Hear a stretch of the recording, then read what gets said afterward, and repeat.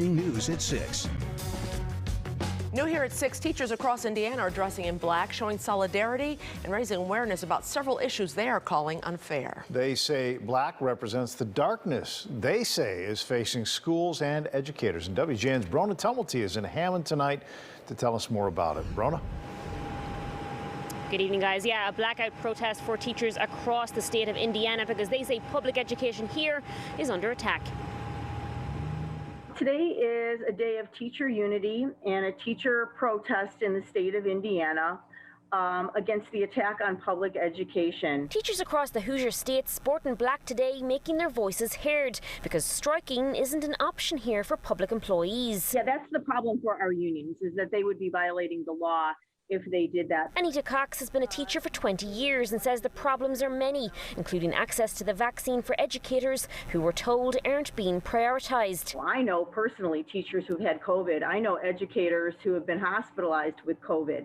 So to say that schools are safe is not true. An especially hard pill to swallow when teachers in neighbouring states like Illinois are already getting their shots. I mean, are the teachers more of a priority in these states around you than in Indiana, do you think? Definitely. I can go right across the border to Lansing, Illinois, and one of their high schools, TF South, is a vaccination site. But there are other issues too. The bill that they're pushing forth would take a chunk of money from education that would go to public education, about $70 million, and cut it from public education and put it into things like vouchers, private education. A bill currently working its way through the Indiana State Legislature proposes taking millions out of the public education pot and funneling it into private tuition. I think the plan by these legislators is to try to make public education fail, so that parents are going to be more likely to use these vouchers to go to private schools. And then I think they're going to eventually make for-profit schools. Another problem, what teachers can even strive for. We've lost our collective bargaining rights, so the only thing that we can bargain for is pay and insurance.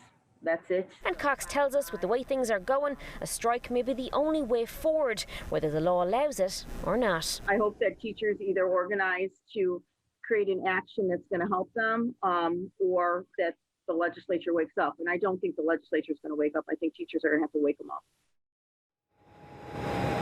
Now, inside the last hour, we received a statement from the Indiana State Department of Health regarding where educators stand when it comes to the vaccine. Their response reads, in part, we are taking an age-based approach to current expansion because age is the #1 cause of hospitalizations and death due to COVID.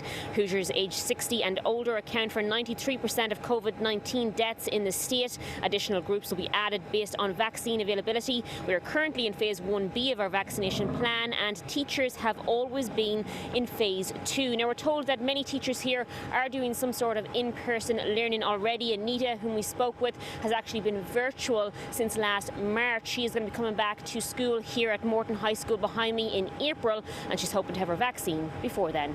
We're live in Hammond, Indiana. Brona Tumulty, WGN News. All right, Brona, thank you. Chicago City Council